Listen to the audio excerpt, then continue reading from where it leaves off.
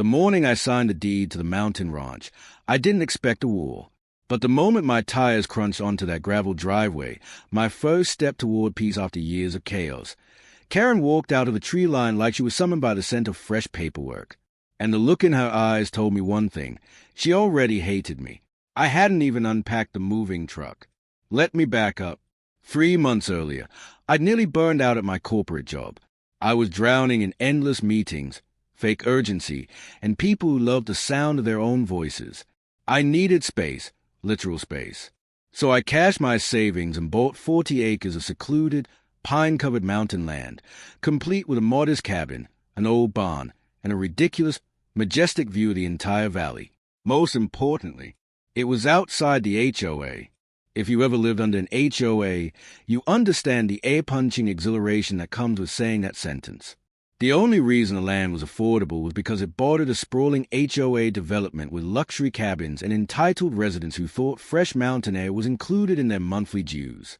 Their rules were suffocating even to read, fencing specifications down to the millimeter, paint color swatches with names like Autumn Leaf No. 3, noise restrictions, wood stacking guidelines, seriously, and mandatory attendance at monthly meetings where grown adults debated mailbox styles. My new ranch was not part of that. I thought that meant freedom. I thought that meant being left alone. What I didn't know, what no one told me, was that the HOA had a self-appointed enforcer who took their bylaws as gospel. Her name was Karen Adler, and rumor had it she once reported a neighbor for grilling salmon because she could smell the oils from her deck a quarter-mile away. This was a woman marching toward me now, her step determined, her khaki vest bulging with laminated rule sheets like some deranged park ranger misery. Great. She didn't even introduce herself. "Excuse me," she called out, voice sharp enough to slice bark off a tree. "You can't move in yet." I blinked. I literally owned the place. She frowned like I'd personally offended her ancestors. "You may own the structure," she said, "but you haven't been approved." Approved by who? The Homeowners Association. I leaned against the tailgate, amused. "I'm not in the HOA. She smiled the kind of smile that belongs on a villain right before the monologue. "Yes, I'm aware of that. But your property borders the HOA, which means your activity affects a community." "Still not in the HOA. She ignored this entirely. "We have concerns. There will need to be a review." "A review of what?" She straightened a stack of papers dramatically. "Noise, energy use, the aesthetic impact of your presence, potential smells, vehicle count, your adherence to wildlife guidelines, and your lighting choices." I stared. "Lady, I haven't even turned the lights on." "You have a red truck," she said pointedly. "That's already visually disruptive." I almost laughed. Almost. But the way she glared at my truck, like it was a war crime, told me this wasn't normal neighbor weirdness.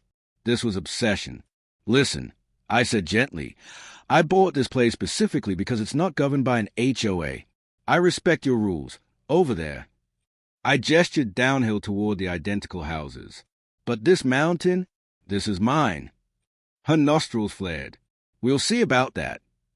And with that cryptic threat, she spun on her heel and marched down the slope. That was day one. I figured she'd blow off steam and move on. Mountain people sometimes get territorial. I get it, but I underestimated her determination and her audacity. Day TWO, a notice duct tape to my barn. Seesaw renovation until approved by HOA committee. Day 3, an email. How she got my email I still don't know, informing me that my cabin's paint color was too saturated and thus disruptive to the forest ambience. Day 5, I came home to find her standing on my porch, taking measurements of my deck railing. "Research," she said. "For what?" "You'll find out." Oh, I found out. Day 8, a formal letter from the HOA. They requested that I not use my driveway between the hours of 6 p.m. and 8 a.m. because vehicle movement during dusk and evening hours creates an unsettling environment for community pets. I actually laughed out loud reading that. Day 9, she tried to stop a contractor from delivering lumber to me, told him construction was banned in this zone. He asked if she owned the place. She said no. He shrugged and delivered the lumber anyway. She took photos the entire time like she was building a case for court. A normal person would have given up, but Karen was not normal. Day 10, I learned she had some influence. The county inspector showed up unannounced and did a surprise inspection. He apologized, saying he had received multiple reports that I was illegally expanding my structure and endangering wildlife. For the record, the only wildlife I had disturbed was a squirrel who kept stealing my sandwich crusts. He found nothing wrong, complimented the cabin, and left shaking his head. But Karen wasn't discouraged.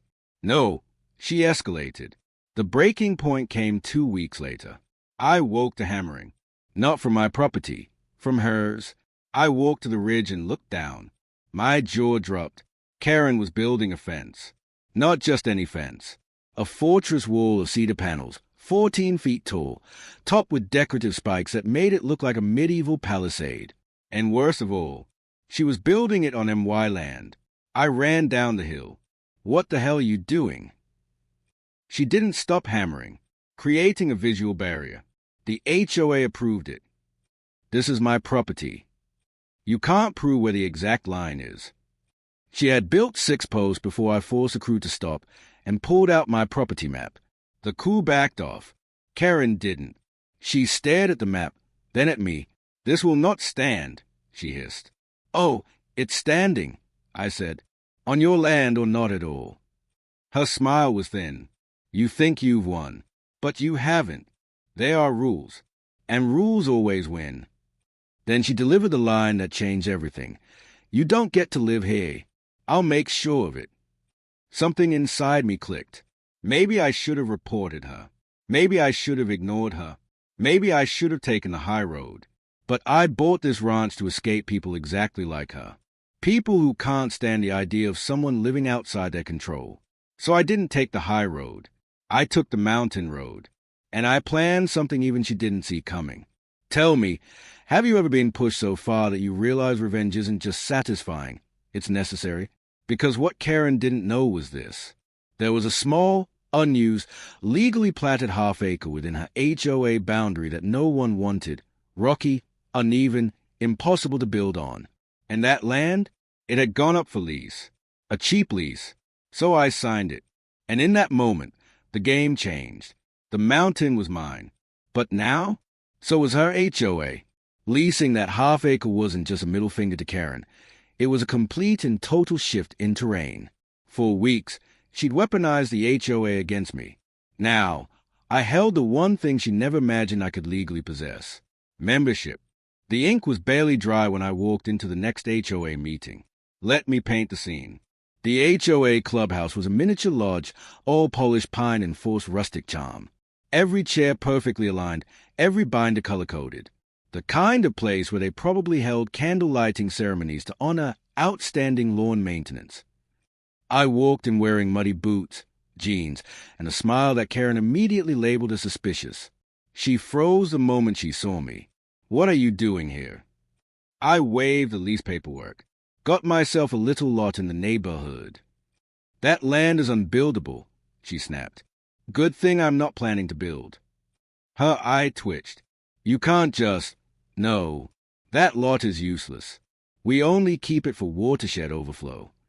Well, now it's got a use, I said, granting me the right to be a proud, rule-loving HOA member. The room buzzed with whispers. A few people looked curious, a few nervous.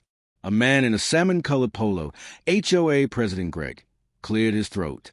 Well, if he's leased a property within our jurisdiction, he's entitled to membership. Karen nearly combusted. No, he's manipulating the system. He's doing this to antagonize me. I shrugged. Not everything is about you. Karen. That was a lie. This part was entirely about her. Greg looked between us like he was sitting between two bears fighting over a sandwich. We need to proceed with the agenda, and technically, he is within his rights. So they gave me a seat, front row, directly across from Karen, close enough that every time she sucked in an angry breath, I heard it. Oh yes, this was going to be beautiful. The first 2 meetings I mostly observed, listened, collected information. The HOA ran like a rigid machine, territorial, rule-obsessed, and deeply afraid of change. Exactly the environment where someone like Karen thrived. But here's a flaw. When you build a system around strict rules, it's ridiculously easy for someone who knows the rules to use them against you. I didn't need to break anything.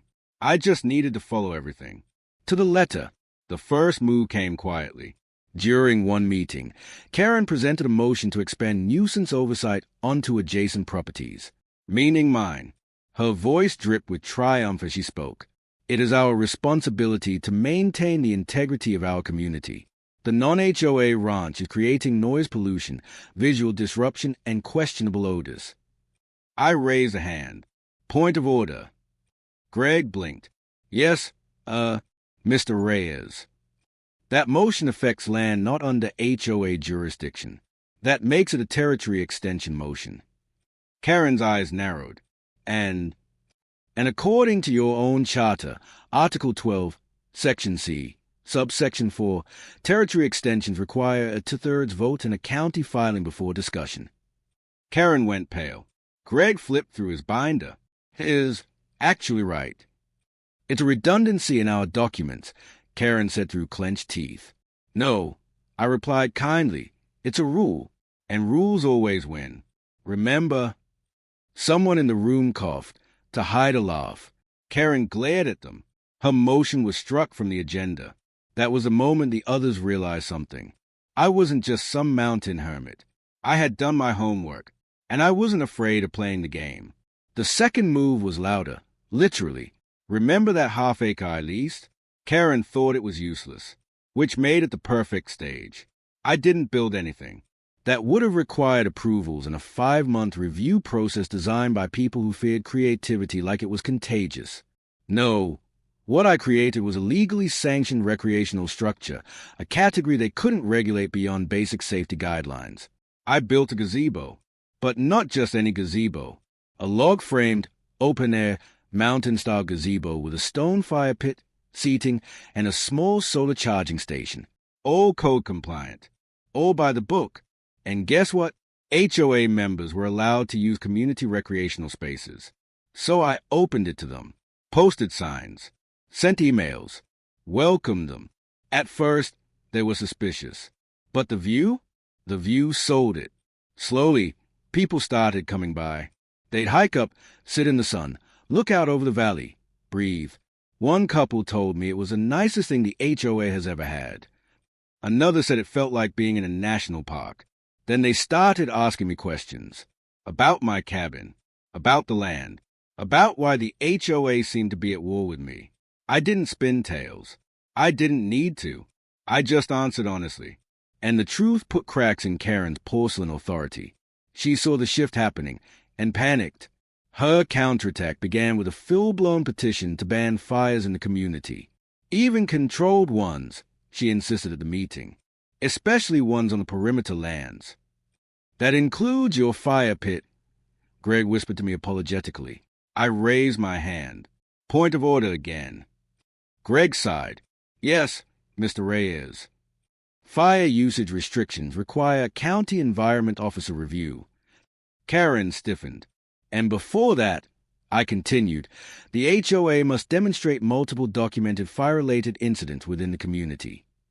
I paused. Smiled. There haven't been any, right? Silence. Greg reluctantly confirmed. No, there haven't been. So unless your goal is to ban every barbecue grill in the neighborhood, I added, your petition is invalid. The room murmured. Karen slammed her binder shut. This is obstruction. This is following your rules, I said gently. You're welcome to try again when you have evidence. She hated that. She hated even more that the others were beginning to appreciate me. Some even thanked me for catching bylaw inconsistencies and outdated clauses. I was making the HOA more functional than it had ever been, and they knew it. That made Karen's desperation grow, which made her sloppy, which was exactly what I needed. The final phase of revenge was simple. Expose her, using her own rulebook. I collected reports, witnessed incidents, spoke to neighbors who had stories, so many stories, of Karen overstepping, trespassing, threatening citations she had no authority to issue, all of it meticulously documented. The pièce de résistance came when she tried, one last time, to weaponize the system. It happened on a Tuesday. I was splitting firewood when a county sheriff drove up the mountain. He stepped out with a weary sigh. "I got a report you're constructing an illegal secondary dwelling." I stared. "Come on. You know this isn't true." He rubbed his temples. "I know, and I'm sorry, but I have to check." While he inspected the property, finding nothing but a neatly stacked woodpile, he shook his head again. "This is the sixth false report in 2 months," he said quietly. "From the same caller. Karen." He didn't deny it. I thanked him for his professionalism. After he left, I walked down to the HOA clubhouse. Meeting night. Karen sat at the head table like a queen at war. I took my seat. Greg began. "Any new business?" I stood. "Yes, I have a motion." Karen rolled her eyes. "Of course you do." I placed a thick folder on the table. "My motion," I said clearly, "is for the removal of board member Karen Adler due to repeated violations of Article 3, member conduct, Article 6, misuse of authority, Article 9, harassment, and Article 11, misrepresentation of HOA powers." The room exploded into whispers. Karen shot to her feet. "You have no basis." I flipped the folder open. 6 false county reports. 3 documented trespassing incidents. Multiple illegal attempts to expand HOA jurisdiction. Threats against contractors. Attempts to bar community access to common spaces. And I have written witness statements from 8 members. 8. People who were tired of her. People who had been afraid of her. People who finally had someone willing to stand up. Greg read the pages, his face sinking. "This is substantial," he said. "We need to vote." Karen looked around frantically. "You can't do this. I am this HOA." That was the problem. And everyone knew it. The vote wasn't close. 12-1. Karen was removed. She stormed out, shrieking about lawyers and corruption and conspiracies. Her voice echoed down the hallway like an angry ghost. But the HOA, it exhaled, for the first time in years. The next morning, I found something surprising on my porch. A handwritten note from Greg. "Thank you. The community needed this. And the mountain's lucky to have you." I smiled. Peace wasn't something you bought. It was something you fought for. And now? Now the mountain truly was mine. The HOA ran smoother. My gazebo became a beloved gathering spot. People waved when they passed. Some even brought pies. Wild, I know. As for Karen, no one saw her for a while. Rumor had it she moved away. Maybe she finally found a place she could control. Or maybe she learned the hard way. You don't declare war on a man who came to the mountains to be left alone. Because the quiet ones, we plan the best revenge.